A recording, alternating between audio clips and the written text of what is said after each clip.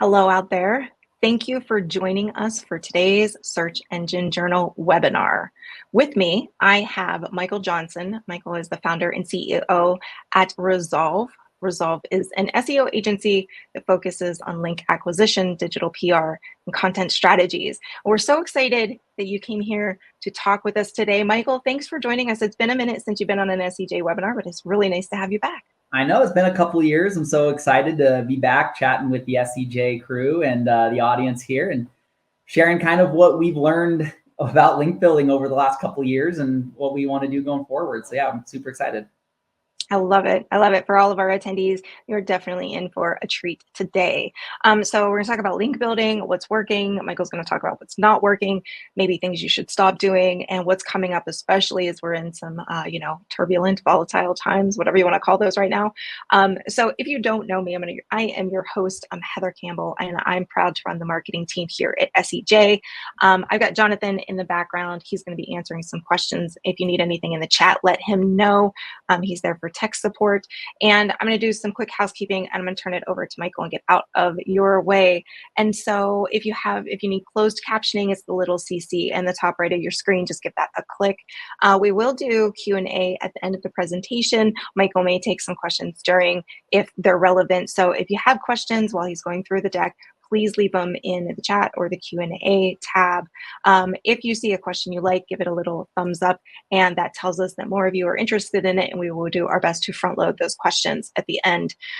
We do have a survey after the webinar. If you can stick around, it lets us know how the day's webinar went for you, what else you'd like to see from us, and how we can make them better. You will absolutely get today's recording. You'll get the slides. It'll come in your inbox later today. And with that, I'm out of here. Let us know where you are. I see all the highs in the chat. I love to see it. All of these places. We got South Africa, India. We've got Kentucky. So I love it. We got a storm rolling in. So Michael and I were talking. Hopefully everybody here in that band sticks with us. But for that, I'm going to get out of here. Michael, it's all yours. All right. Thanks so much, Heather. Thank you, everyone, for joining us today. As you mentioned, I'm Michael Johnson. I am the CEO at Resolve. Real quick, before I dive too far into things, I want to do a little poll. So Heather will go ahead and launch the poll. The main question I'm asking today, I love just to get a feel of this, is does your organization actively try to build links? You've got yes, and it's going great.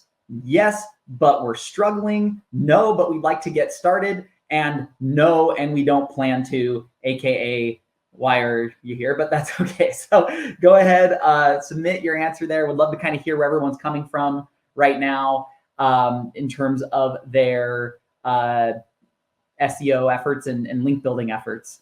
I'll let that go for a second here and then proceed.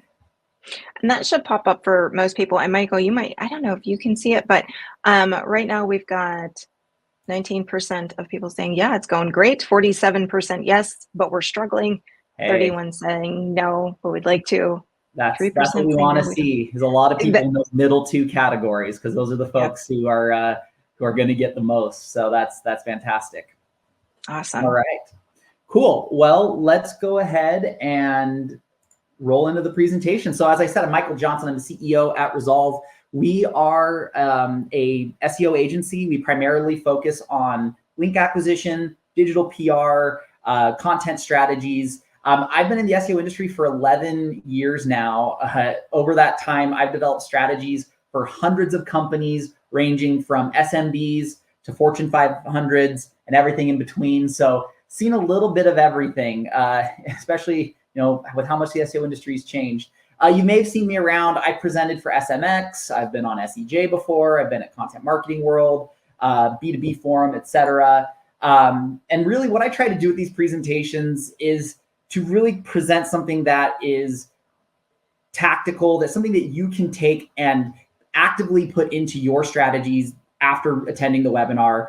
This is something that I've accumulated from all these years of presenting and chatting with people and really being in the trenches of helping people to build SEO strategies and link building strategies. So what are we going to cover today? What are you talking about?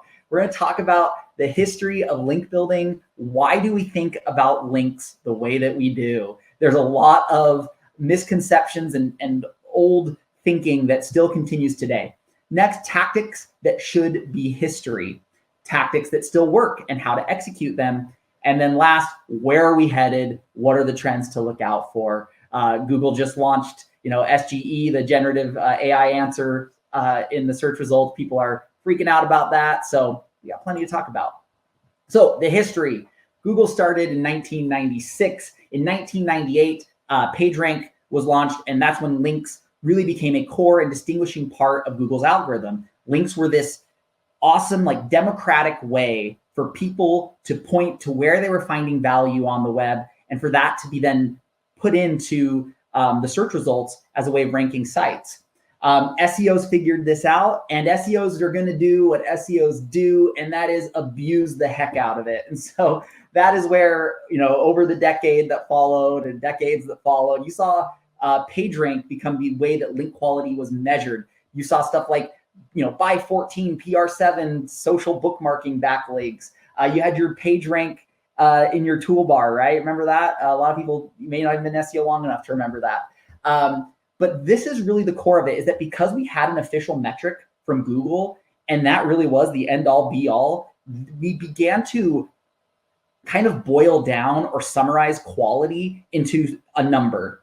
And that's why today we are so obsessed with DA, PA, DR, UR, all those different quality metrics. There's this hard obsession for it. And it's kind of now an outdated way to think about links. It's something that really kind of sprung from this history. And we need to evolve in the way that we think about quality. And this is kind of what the direction that Google's moving in. So in November 2012, Google released the Penguin algorithm update to battle link spam.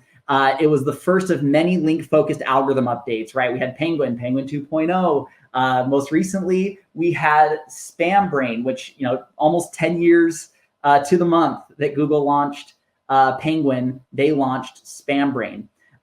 So really what SpamBrain is that Google's now using machine learning to detect what links are likely spam, what links, were bought, versus what links are earned and what links are quality, and actually providing value to users in the search results. What I think we need to really focus on here, though, there's so much talk about links don't matter in the Google, Google's going to put less focus on the backlinks, all these kinds of things about how links stand within Google's algorithm. I would always focus more on what Google does and what Google invests in rather than what Google says. Google's put a lot of effort into developing SpamBrain and to having that part of their algorithm. They're trying to find a way to cut through the noise that exists in the search results and invested in updating their algorithm with this. So do links still matter? Correlation studies say, yeah, probably. SEMrush in 2024 put out a correlation study. Out of the top 20 factors that they found that led to rankings, 8 of the top 20 factors are link related.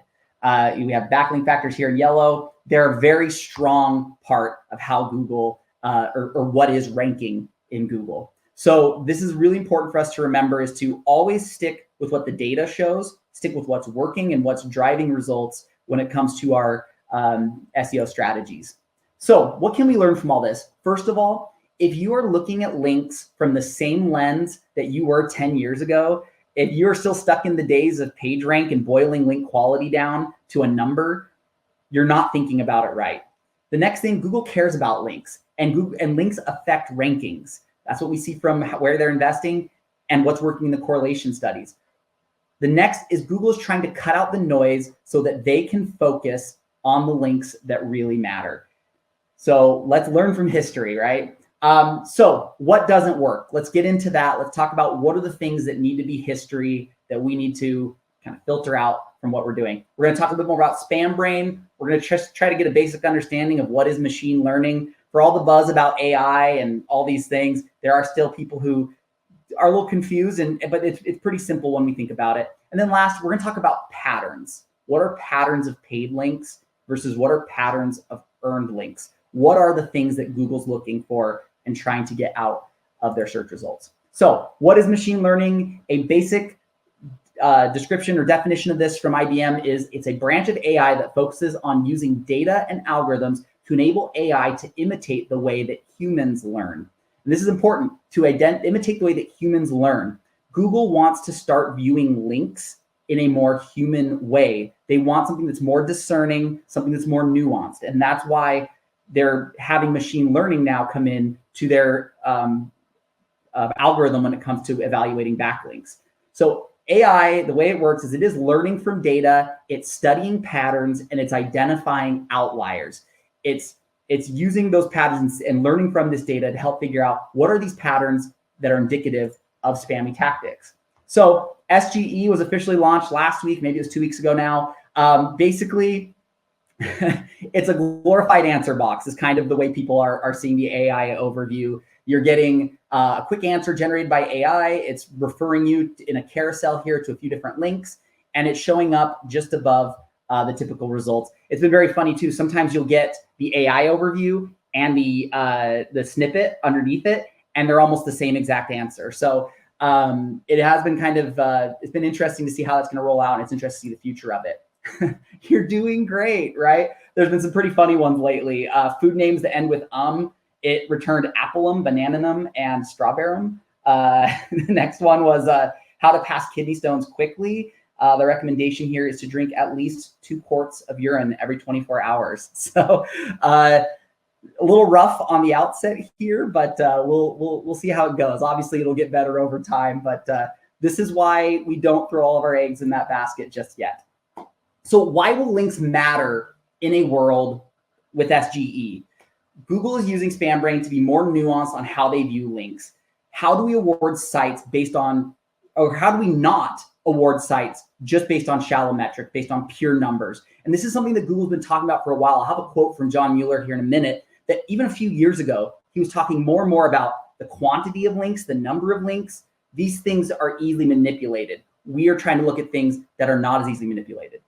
So what we really need to start looking at is relevant links from trustworthy sources that serve as a human factor to judging authority. This is how we need to be thinking about links.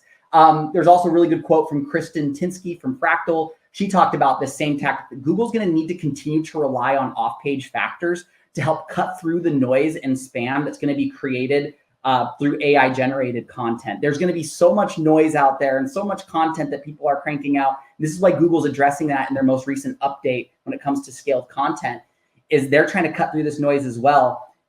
People are going to be linking to things that humans like, that humans find value from, that is helpful content, right? So links are going to continue to provide this real human signal to Google. So what are the patterns of quality links? What are things that we see that, how do humans and journalists actually link and provide value? First of all, the anchor text is user-friendly. The biggest misunderstanding that I'm seeing more and more today that should have been filtered out a long time ago from our understanding is trying to cram exact match anchor text into guest blog posts and things like that, right? The next thing is we need to link to pages that are contextually relevant. Relevance, I'm going to say relevance a billion times on this presentation. I've said it a billion times over the years as well. Relevance should be your #1 factor when you're looking at links. Next, you should be linking to something that provides additional insight or valuable information to the users of the site that you're linking from. If you're linking to a product page on your website, what value is that actually providing to that audience? What further insight are they going to gather from that? Is that a pattern of a natural quality link, or is that a pattern of a spam paid link, right? Questions asked. So non-promotional is the other thing. Most people don't organically, naturally link to promotional pages. They organically or naturally link to informational, educational pages. So just like we've been talking about helpful content for years now, we should be talking about helpful links. Are my links helpful? Are they serving a purpose? In a world without Google, would somebody expect to see this link, and would it provide value to people? So patterns of spam links, anchor text is SEO focus, probably exact match. Relevance doesn't matter. We're just chasing DA or DR. We find that general blog site that has a billion categories. We write an article for it. We're linking to promotional pages. We're disregarding users. We're just in it for the link juice. From the classic 90s movie Encino Man, we are just trying to wheeze the juice. And that's something that is kind of gives all the link builders a bad name over these years. So what doesn't work? This is the perfect example. This is legitimately a link that a client who we worked with recently came to us. And when we looked at their backlink profile, one of the first links I saw getting started, wrongful death cases in California. What are the causes? Type attorney near me in the search option, right? No person actually writes like this or links out like this, right? This is pure spam. So guest posts on general news sites, linking to products or promotional pages, using exact match anchor text. This needs to be a thing of the past. Like, clear it out. We need to stop thinking about links this way. If your links look like this, you or your agency are doing it wrong. Appreciate it, Davis. Thank you for appreciating the Encino Man reference. It's a niche favorite for sure. So what doesn't work? Continued. This is traffic. This is our client. So you can see this is when some algorithm updates happened right here.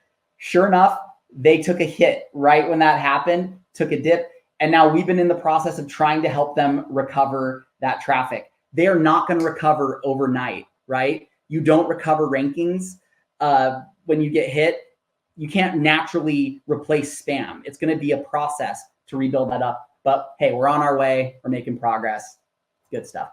So what does SpamBrain do? SpamBrain tells Google to ignore or devalue links that follow these spam patterns.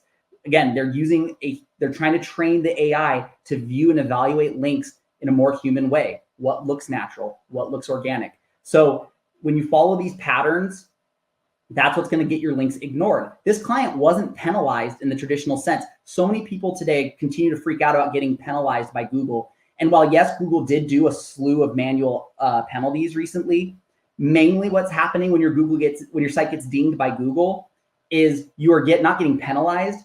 Your links are getting neutralized. It's a correction to now show what your site would look like if those spam links are not being counted. So that's what's happening. So ultimately, if you're investing in low quality guest blog spam, your chances of getting penalized, maybe not as high. Your chances of just wasting a ton of money are very high. So we've pointed this out as what doesn't work. Again, we started building better quality links right around January time. And in the months that followed, we're starting to see some recovery here, but it's going to take some time. So again, you can waste a lot of time and a lot of money, or you can do things the right way and play it right, and kind of that steady growth over time. So what does work? Number one, build helpful links. Think about the user on the other end that you're trying to get a link from, the user of the site that you're reaching out to. Think about the editor that you're trying to get a link from. Think about what's in their best interest and the best interest of the people on their website. Build relevant links. Relevance should always be your number one metric. Use DA and DR as a secondary, or heck, even a tertiary metric. Use it in your considerations. If you get a high DA DR link, great, that's exciting. But make sure that relevance and human value come first. Next, use diverse tactics. There are so many link building agencies that all they do is guest posting. You'll just get this huge backlink profile full of guest posts. That doesn't really look natural to Google. As Good Burger says, that's not natural. So we want to try to build something that's going to look natural, organic, and diverse when it comes to our backlink profile. So how to evaluate target sites. These are screenshots from presentations I've given over the last 5 years. I have consistently said, don't think about DA so much as you think about relevance. Don't get hung up on domain authority. Hey, look at relevance. This is my I told you so moment. We really need to focus on relevance first. I always give this example. It's one of my favorite ones to use is, let's say I wanted a endorsement. And this is a concept I'm going to talk about a lot, is links as endorsements. If I wanted an endorsement from somebody to say, Resolve is the best link building agency out there, who would I want endorsement? Let's say I got one from LeBron James. He's probably a DA 99, right? Everybody knows LeBron James, very authoritative person in the world. But if he said that I'm a great link building agency, people are probably like, well, is he an expert in that? How does he know that these guys are good at it, or what's good? On the other hand, let's say John Mueller went out and said, hey, Resolve's a great link building agency. He's probably a DA 18 on the world stage. Not a lot of people know him, but his relevance, his space, his authority within my niche is really high. That's probably a much more valuable endorsement to me than a higher authority site. So this is how we should be thinking about our link building: is who do we want endorsements from? View links as endorsements. Okay, so the next, how to evaluate target sites. This is what Google, John Mueller himself said a couple years ago. He says, we try to understand what is relevant for a website. The total number of links doesn't matter at all. You could go off and create millions of links across millions of websites, and we would just ignore them all. So again, relevance in your links is what's really going to be sending signals to Google about what you're a subject matter expert in and what they should be ranking you for. So relevance first, use your human brain. Next, human value. Does this site mean anything to anybody who is not building links on it? Make sure that the site gets real traffic, that it's legitimate traffic, or that it serves a purpose offline. And then last, look at trust. So look at authority, look at the backlink neighborhood, all those kinds of things. Think of links as endorsements. Who do I want endorsements from? Who would be a valuable person to have point to my website? So let's build your link building tool belt. These are tactics that I recommend using that are replicable and sustainable. Not all of these will work for everybody, but I think you can probably pick up on one or two of these that you can use and execute for your brand today. So the first one is digital PR. What you're gonna do with digital PR is you're gonna create a newsworthy informational piece that will pique journalists' interest. So you can use public data, proprietary research. You can do something that's fun and zany. We've had a lot of success just kind of getting weird with it and kind of creating some funny, weird niche content out there that attracts journalists that follow that beat. Identify the relevant beats, identify trends and topics within those beats. So one of the big things with digital PR is when you create your piece of content you're using to attract backlinks or attract journalists' attention, you have to make sure demand is there. One of the biggest mistakes I made early on in my journey of doing digital PR is that I would create content with the intent of having that create demand, when if the demand's not there, you need to try to supply pre-existing demand is what I try to do. So that's what you want to do with this. So create content that satisfies demand that already exists within beats that there are journalists writing about regularly. So a fun example here, we wrote a piece for a client of ours. We're going to go rogue and jump out of the presentation. We did a digital PR campaign for a client. We did the 10 most Googled monsters in the US. So they're an aquarium, they're animal related. So we were like, let's find each state's most Googled mythical creature. So we had the skunk ape from Florida, Champy from New York. We created little mug shots for each creature, kind of imagine what they might look like. We also had an interesting finding. Most people probably think of Bigfoot when they think of cryptozoology, but Bigfoot wasn't the most searched one. It was actually skinwalkers from New Mexico. So we actually had an interesting kind of takeaway from this. And then what we did was we went out and pitched journalists in all of the states that made our top 10 to say, hey, your guys' mythical creature got the most Google searches in America. So we got NBC New York to pick this up. I mean, that's a really nice high authority news site that's going to carry some significant weight. We got a link from Yahoo News with this piece. We got a link from local journalists like this guy in Wyoming, who's a DJ at a radio station, picked it up and provided a link. So we were able to get some really cool backlinks by kind of tapping into an off the wall, weird topic, and then having that kind of state and local relevance, and then contacting journalists in each of those states. The next strategy is good guest posting. There's a lot of bad guest posting, but there's still a good way to do this. So first, helpful content, helpful guest posts. Is the information that I'm providing valuable to the audience that I'm writing it for? Again, if you're just writing an article about your company, about your products, about your services, whatever, or just like defining very basic topics and trying to make that into a blog post, that's probably not very helpful. Try to write something that is well thought out and of interest to their audience. Is the link I'm placing in the article providing further insight and value to the article? Will the user expect to come to the page they are landing on when they click the link? And then relevance, relevance, relevance. Either the domain you're writing for is relevant to your domain. The domain is relevant. The domain you're rating for is relevant to the page on your site. Make sure there's a logical reason why your link exists. If you are paying somebody to just throw up low quality content or advertorial content for your brand, it's not going to work long term. You've got to find something more sophisticated and create something that's going to be valuable to users if you're going to last in the long run when it comes to links. So Boolean site finding. This is one route that you can go to find sites for guest posting. Now, the pros of it, is that you can find a lot of sites quickly. It's bountiful and it's easy. The cons of it is that you might get sites with low metrics. You might get sites that are just posting everything and anybody, because this is how a lot of people find guest post opportunities, or you might find spammy sites. So an example of how you'd use Boolean finding to help, Boolean site finding or Boolean operators to help you find sites is, let's say you want to write for sites that talk about tech. You do tech in URL, write for us. And this is going to help you find sites that have write for us pages that you can create content for. Small business in URL, write for us, right? You can use this kind of Boolean operator to help you find sites that you think will have a high probability of accepting guest posts. Again, the upside is that you're going to find a lot of sites and probably some fast, easy wins. The low end of this is that a lot of those might already be kind of spammy in nature. So be careful with that. One that we really like doing, this is actually feedback I got from one of our outreach experts here named Willem. He does persona hunting. Basically what he does, this is his personal favorite. He finds a persona. So this is a pen name or somebody who's writing and publishing regularly on different blog sites. And he's going to then look for their work. So he's going to find their name, find their bio, their social media. And then we're going to look at the pros of this. So the pros of this is that if you use this approach, you're going to find a lot of sites that are likely to accept guest posts. These are probably going to be higher quality sites, because if you find a journalist or a persona that is regularly posting good content, they're going to probably publish on good sites. So if you can find the right person, it can be a really good tactic.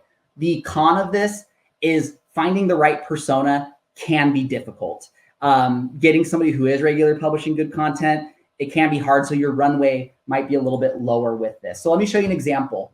One that we found here, and we kind of include a note here, is Sophia Smith. She's a lifestyle blogger, graphic designer, and food enthusiast. So what I did was I went ahead and searched for Sophia Smith, lifestyle blogger. I was able to find her social media handles here. And then I was able to find a ton of sites where her bio page is on that she writes for. So we know that these are sites that likely accept guest posts that we can maybe publish on, because we see that they're accepting posts from this prolific writer on a consistent basis. So this is helping me now identify and find a bunch of guest posting opportunities that I can follow up with and see if they'll be a good fit. So the step to this process is basically find a journalist or a persona within your space that is regularly guest posting, or that you like their content, it looks good. Then kind of reverse search, try to find them and where their author bio exists on the web, and then reach out to the sites that they regularly write for, because you know these are sites that are likely to accept guest posts. Okay, the next two tactics are some of my favorites. This first one is like a go-to for me, resource link building. The things I love about resource link building is that it is purely editorial. It's associated with legit organizations. Sometimes you can get links from .edus, .govs, .orgs. A lot of these times they are pre-existing pages. So these are pages that have built up their own page authority and have existed for a while. Next, we have and it'll generally require a resource worthy of links on your site. So let's go ahead and proceed to the next thing here. So let's give you an example here. Let's say you are Dentrix.com. They're a dental software company, and we want to find a way that we can connect dental software with an audience that has a lot of resource pages dedicated to them. So what we want to start thinking about is what kinds of pages link out. Resource and links pages consistently link out. So what kinds of audiences can you find? What kinds of resources are they linking to? And what kinds of topics are or aren't being mentioned within those resource pages? So you want to try to find an angle that maybe hasn't already been sniffed out or been being used a lot, and try to provide something of fresh value to the resource pages you're reaching out to. So I started doing a little bit of competitor research, and what I found when I looked and found some other dental sites was this resource on Byte.com, and they had a guide to dental care for children with autism. This guide has earned over 80 links for Byte, including .edu and .gov links. So what I found was a very successful route of how another dental site was able to connect connect their brand to an audience that has a lot of resource pages dedicated to them. So if I'm Dentrix, there could be a huge opportunity to create a dental health guide for parents of children with special needs. You could get links from dental resource pages, from parental resource pages, or from resource pages for the specific conditions that you're addressing. So we created a guide that connects us with 3 different spheres of relevancy. Something about linkable content that you want to think about is, how do I create content that creates link opportunities that connects me with these spheres of relevancy and audiences that exist on the web. So the first thing you're going to do is you're going to create a top of the funnel audience focused content piece.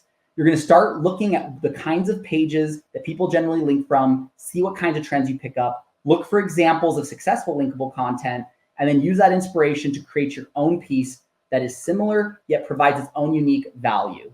So really quick here, I want to skip through a couple of these slides.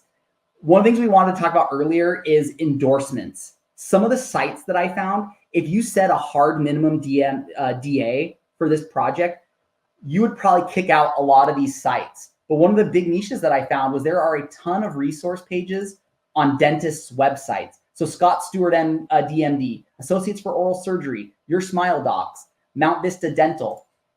These are anywhere from DA 14 to DA 21. So DA, you might be underwhelmed, but think about it. What's a good endorsement for a dental software company? Dentists, people who use the software, right? These are great links for these guys to have. And if you think about links as endorsements, these are great endorsements for them to have. So a quick example, does this actually work? This is a guide that we actually created for a client of ours recently. And these are some examples of links that we got. We created a nutrition guide for cancer patients.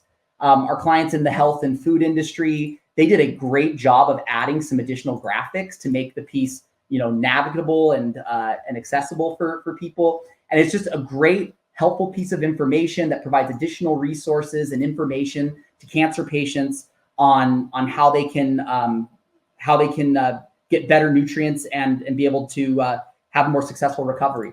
So we were able to get links from the United States Coast Guard with this piece. They had a retiree services page on their website, and they added a link to our guide. We're able to get a link from the Hepatitis B Foundation. They had a section of their site about liver cancer. Again, these are all legit organizations. The Virginia Breast Cancer Foundation, right? These are all legit organizations with offline presence that are including links to their, they're getting great links to their sites. So the last tactic here is unlinked mentions. So I love unlinked mentions. They're super underrated. This only works generally though if you're a bigger brand or if you have a decent PR presence. But this is a great opportunity to get organic links to promotional or product pages. Again, I say most of the time building promotional or product pages won't work because you can't really get them organically. But these are one of the situations where you can actually get organic, non-paid links to these types of pages. So if you're a bigger brand or you have a C-level or founder who's engaged in the media regularly, use Google News to search for your brand, the names of these founders or C-level people. You can use tools like mention.com, Brandwatch, or Mentionlytics. These will all help you find unlinked mentions. Do they work? This is an awesome example. The answer is yes. Our client was very specific on, we want to test this against control, have this very controlled test. They didn't change anything on the page. They didn't touch anything else. We just built links. And what we're able to do is doing unlinked mentions. We found they had unlinked mentions on cornell.edu, on University of California, Santa Clara, on other brands in their industry like ClickUp, Stacks Payments, and even on Berkeley, UC Berkeley had a link. We were able to grow their traffic for one of their primary product pages by 150% over 6 months, just by building, I think it was 7 good quality backlinks using unlinked mentions. So yes, this process works. If you're a big brand and you're not taking advantage of this strategy, you're missing out big time on what could be some great results on some highly valuable ROI driving pages for your brand.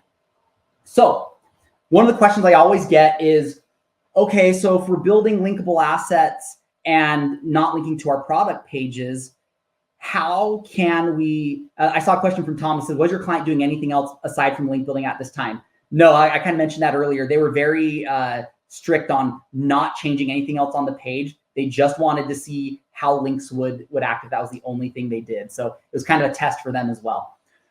So let's talk really quick about how do you get links, or how do links help impact product pages or mid-funnel pages if you're not building links to them? The answer is internal links. Over the last couple of years, the SEO industry has consistently been saying internal links is one of the most underrated parts of SEO. And I agree. People forget that internal links are basically just like backlinks tell Google what the web is paying attention to and what's important. Internal links are how you tell Google within your site what's important and what they should be paying attention to.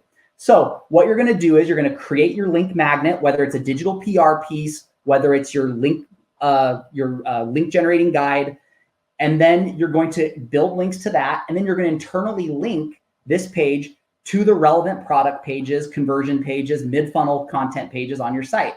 And what's great about this is that this will allow you to create a repeatable, sustainable system. Again, if you're just going to build links for a month or two and shut it off, you're probably not going to get results. Having consistency and velocity in your link acquisition efforts is important. And this type of a system of building out linkable assets and then using internal linking is how you create this sustainable system for your brand. I always feel a little bit like Charlie from It's Always Sunny whenever I pull up that chart.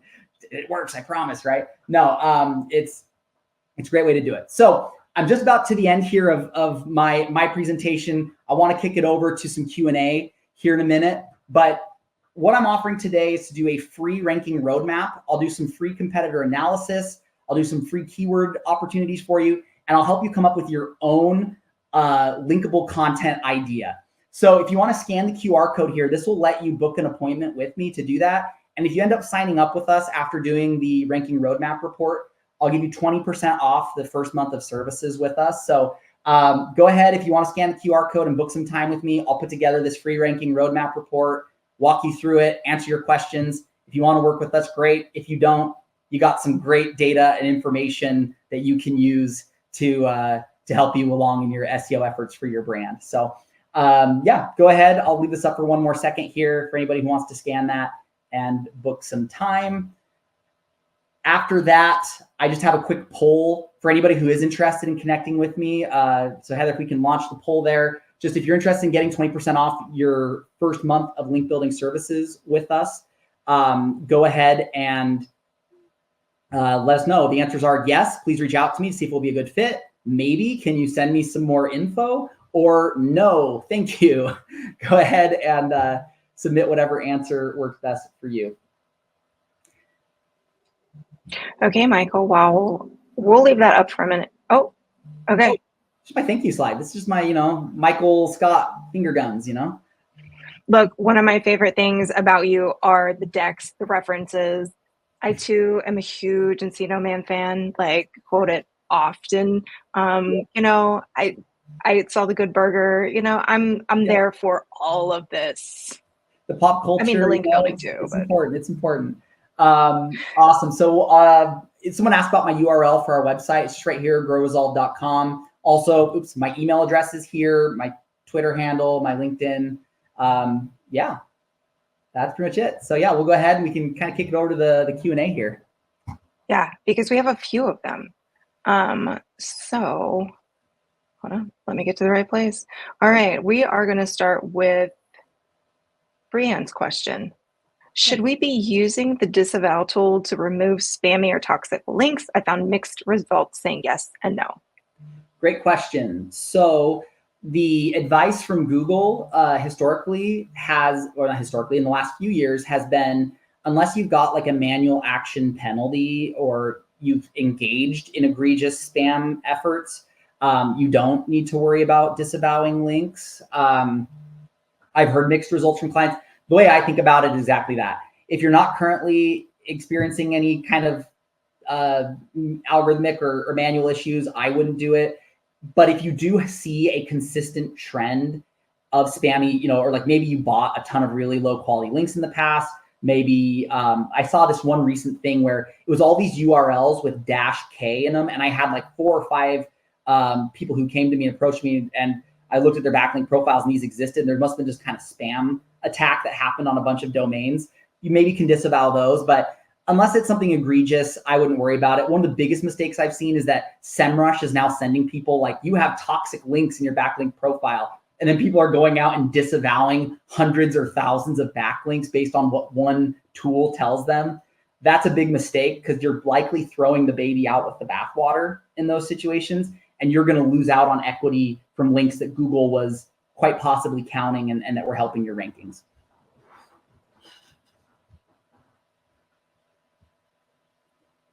All right. I was on mute. Sorry, I apologize. Question from Lee. What is the value of sites like Wikipedia, Quora, and Reddit in 2024? Yeah, I always, whenever it comes to my link building efforts, I'm looking for editorial links. I'm looking for links that are put up by third parties, real people that are linking to my site because of the value that it provides to their audience. If you're like spamming Reddit and throwing links back to your site on that, I don't think those are links that are gonna, stand the test of time. If you've got a legitimate source that gets included on Wikipedia and linked to from a Wikipedia article, great. Like, I think that's probably a good backlink. But yeah, like I would say like anything that's like forum style that you can just write yourself and publish or throw up onto a site. I would spend more of my time focused on earning those editorial links. So here's a good question from Jacob. When conducting link building, it seems there's a monetary factor to consider. Now we don't buy links, but there are resources that need to go into it and other things like that. Mm-hmm. So, there needs to be a link budget. So what does our backlink budget? Anything on that? Yeah. So my client in the financial niche has a zero.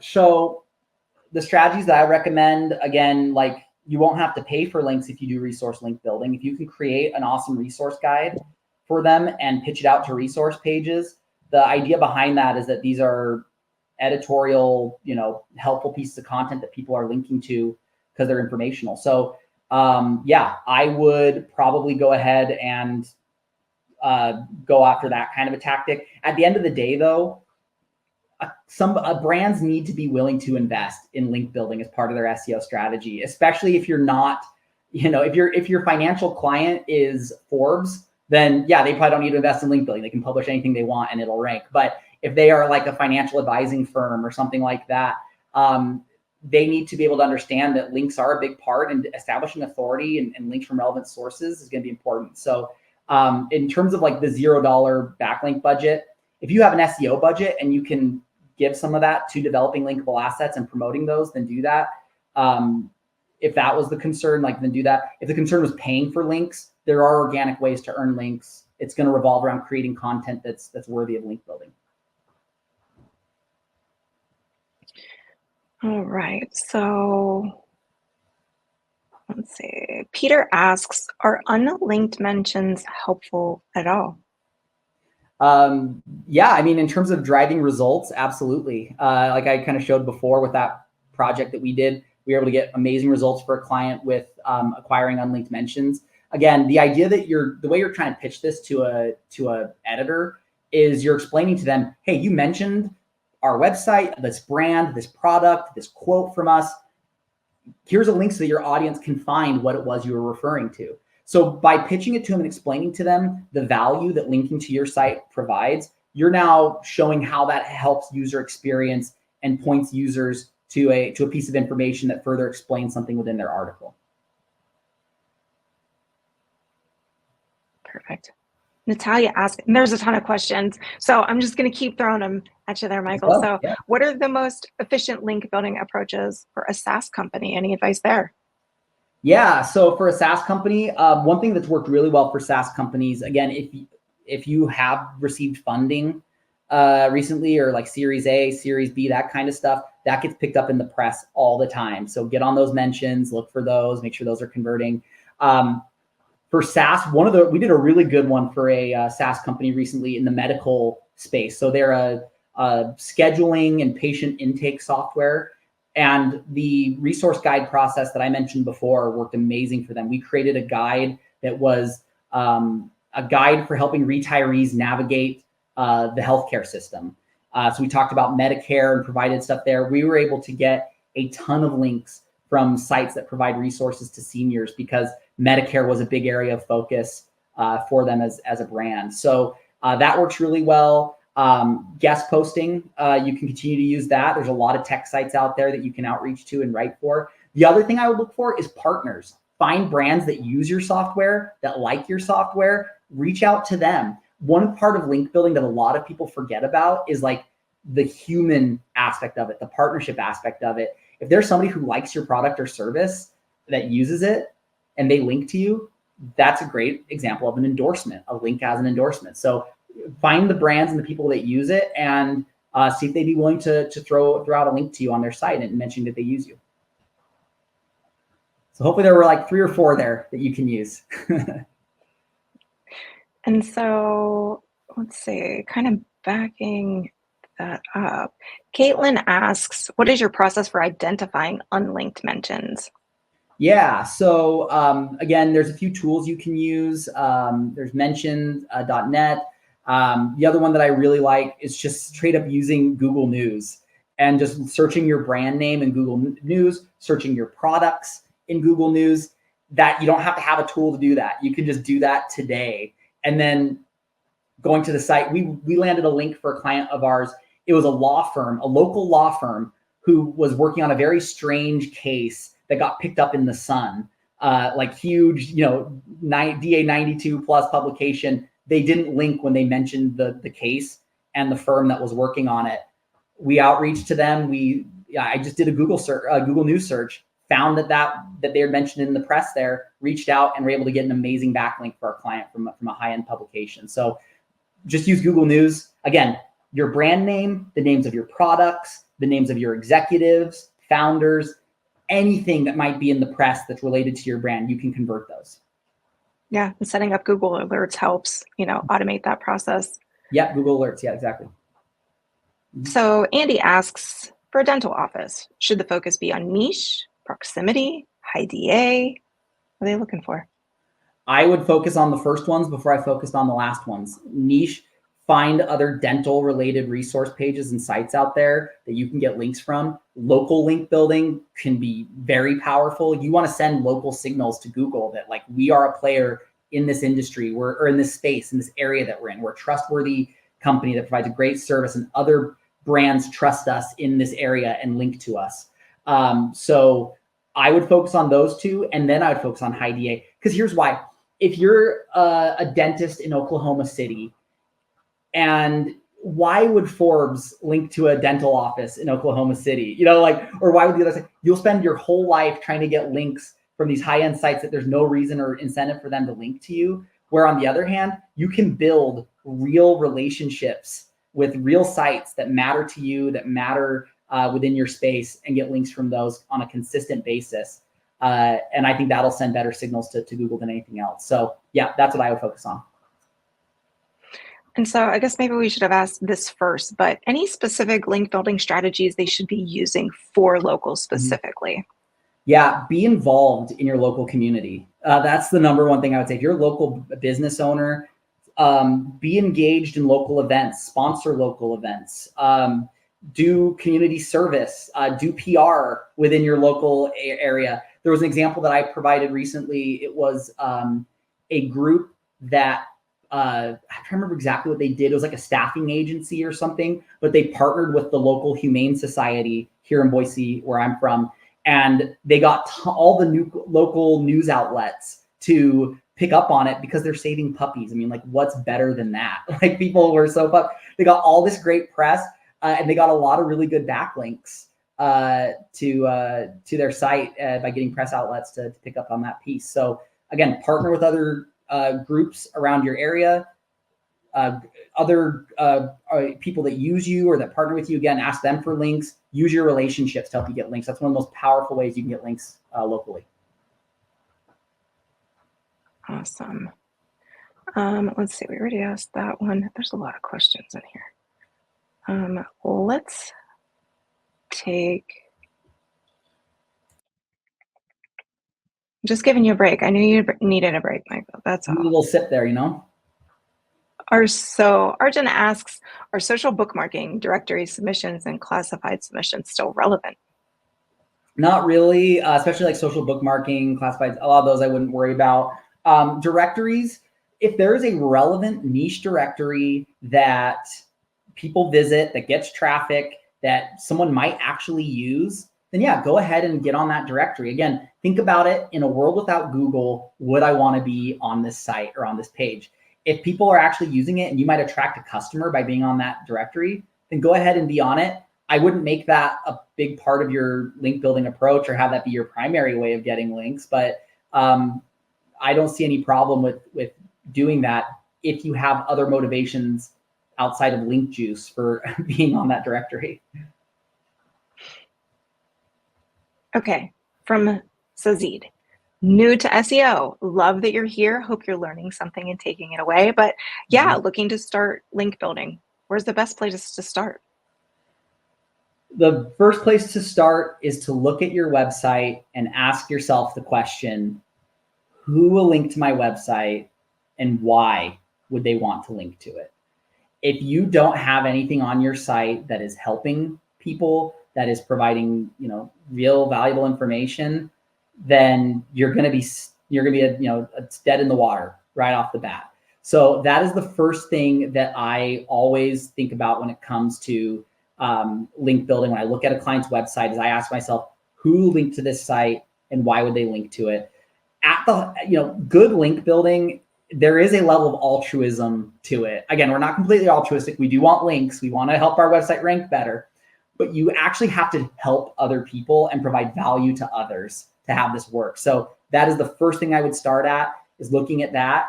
And then after you've asked that question, then say, well, who would link to my website and what do they need? And then try to create the information and content that you can then pitch to those people to get them to link to you. Question from Dan. Is there an ideal number cadence to the links, such as like 1 per week, or is it better to do 20 per month? So what does that look like? It depends on the size of your brand and the competitiveness of the industry that you're competing in. If you are, let's go back to the dentist office. If you're a small dental office in Boise, Idaho, you might only need to get a couple backlinks a week, or a link a week to rank and to grow your authority. If you're a huge SaaS software brand competing for accounting software nationwide or worldwide, you probably are going to need a lot of links on a regular basis to compete. So that'd be my answer there. It just kind of depends on the scale and competitiveness of your industry. And I've seen this question a couple different ways. So we'll bring Yogesh's question up. So what parameters are you using for relevance and what should sites use? Those were two different questions. So what are you specifically using to determine that? And then, yeah. So first of all, we talked about spam brain earlier. And what is the goal of it? What is machine learning trying to do? It is trying to imitate the way that a human would evaluate or look at something. So relevance is something that you use your human brain to think about, to think critically about, to look at a site and say, okay, this is my website, this is my industry. I need to think about all of the ways that my brand, my product, my service affects all different audiences and groups and problems and challenges and ways of life. And then you can create content around those. Then you need to find websites that speak to those problems, to those challenges, to that industry, to those audiences. And then links are that connection then that you use to connect your content to those audiences. So that relevance is really like a human process of looking at the site and saying, is there a logical reason why my content or my site should be included on this page or on this website? That's kind of the question that you have to ask yourself. Do I have something on my site that's going to provide value to these people? Yes, look at organic traffic. That's helpful. But don't have organic traffic be the end all be all. There are like super legitimate organizations that have offline presences, in like small communities that they maybe don't get thousands of visitors a month to their website, but it's a legit organization. These are real people in a group that serves people offline. That's still a good natural link to have. On the other hand, there are spammy guest post sites out there that are DA65, get 60,000 visitors a month. And then you look at the keywords that they're ranking for, and they're all spam, they're all garbage, and it's just spam inflated traffic. So that's why like little numbers, like any one metric can be taken out of context and not be a good indicator of quality. So I hope that answers the question, but relevancy is always where I start. And again, it's just seeing if there's that logical connection that exists between your content, your site, and the site you want to link from. All right. Rachel asks, can you talk about the pitch you submitted to the reporters in the example that you showed? Oh my gosh. Yeah. So we had some fun with it. So I'm one that I sent out to some publications so let me give a couple examples. So one, when it came to the Wyoming, which was the jackalope, we said like, hey, is the jackalope real? People on Google seem to think so, or something like that. And then in the pitch, we kind of mentioned, hey, they probably don't think it's real, but people are searching for it and it's getting a lot of search traffic. In fact, your little state of Wyoming, I'm in Idaho, so I can, talk smack about other little states. People are searching your state because of the jackalope. It is the 7th most popular mythical creature in all of America. Let your audience know. And because this guy was a radio DJ who I'd seen in the past kind of write some zany, funny content, I was like, you know what, he'll probably pick up on this and like it. So align your pitch with the person that you're reaching out to, with what their beat is and what they write about and what their voice is like. And this guy, I kind of knew he was silly and fun, so I sent him a silly and fun email. There was another one where in Utah, our article, there was an example where Brigham Young, who was a Mormon prophet way back in the day, they gave a rope to a guy up in Bear Lake to try to catch the Bear Lake monster that was supposedly in the lake. And so in my things to Utah, I knew everyone in Utah will know who Brigham Young is. There's Brigham Young University. So I included that in my subject line to grab their attention and say, hey, did Brigham Young try to catch the Bear Lake monster? And everyone's like, what? And they open the email. So there are ways that you can make things fun and engaging for people and catch their attention. And so that's some examples of how I use that to get links. And the biggest thing there is the personalization. You took time to learn about what they would be interested in, find things that would, and so that's huge. That shows that power of relationship. All right. Well, there's one from Tiana Guzman I can answer real quick. She asked, do you have any tools that you use to identify outlets? There's a few tools you can use. So there's Roxhill, there's Pitchbox, and then the other one that I've used is Prowly. Prowly is a company that's owned by SEMrush. It's gotten a little more expensive in recent months, but all of these sites have huge databases of journalists. And then you can filter based on their location, based on the topics they write about, and then use that to help you put together a list of journalists to reach out to. Awesome. Let's see. Duncan, what is your preferred method to establishing relationships for digital PR? There's been a lot of talk around this lately. Yeah. So again, kind of what Heather mentioned, what I was mentioning earlier, is a lot of it is personalized outreach, understanding what it is they care about, what they're passionate about, what they're writing about regularly, seeing, is there an angle that they haven't discussed yet? Is there a data point that could better inform their audience? It's thinking about them and the people that they write for, and then being a good resource to them and being able to provide them with that information. So it's kind of hard to do on an agency basis if you're writing for a lot of different clients in a lot of different industries. But if you are just doing it like in-house, find the journalists who write regularly on the subject matters within your space and really try to build relationships with them. Try to find data and helpful information that can better inform their articles and their writing. And if you can be somebody who helps them, they'll want to keep working with you. They'll be receptive to your outreach. Yeah, makes their job easier a little bit. Okay, we're going to take one more question from Stephen. Is it okay to guest post on the same domain monthly? You're going to see diminishing returns. Google's not going to count every link from a site over every, month over month the same. And I would then say, what is your relationship? What is the purpose of posting on the site? If you are just like paying for a guest post on a low quality site every month and publishing on it just because you can for the link juice, then I don't think that's going to be a very valuable thing to post monthly on. But if it's a website where your audience exists regularly, where people read the content, they benefit from your content, they like it, and the person that you work with at that site loves your stuff and they just want to have you write there regularly, then go ahead, like write great content and be a resource to people and get those links.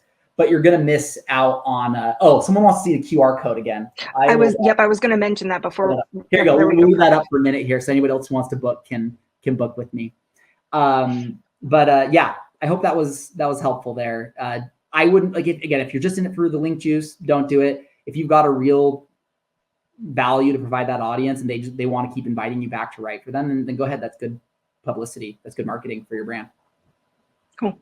Anthony also asked if you could repeat the other ones. You mentioned he only caught Prowly. So what were the other tools that you mentioned? Roxhill is one. Muckrack is another. Muckrack.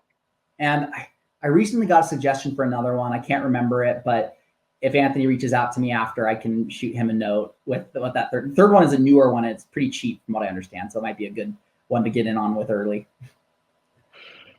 Awesome. Well, with that, we're a little bit over, but Michael, thank you for answering so many of the questions. There's more of them. We'll send them over and see what you want to do with them. But for everybody here, thank you for joining us for today's webinar. You will get the recording and the slides in your inbox later. Thank you for everybody who participated in the chat, answering other people's questions, asking questions. Great session today. Hope to see you on next week's webinar. But Michael, thanks for being here again. Thanks so much. It was great as always. Love the SCJ crew, and hope we'll be on again soon. Awesome. I hope you all have a great rest of your day, evening, whatever is left. We'll see you next week. Bye, guys.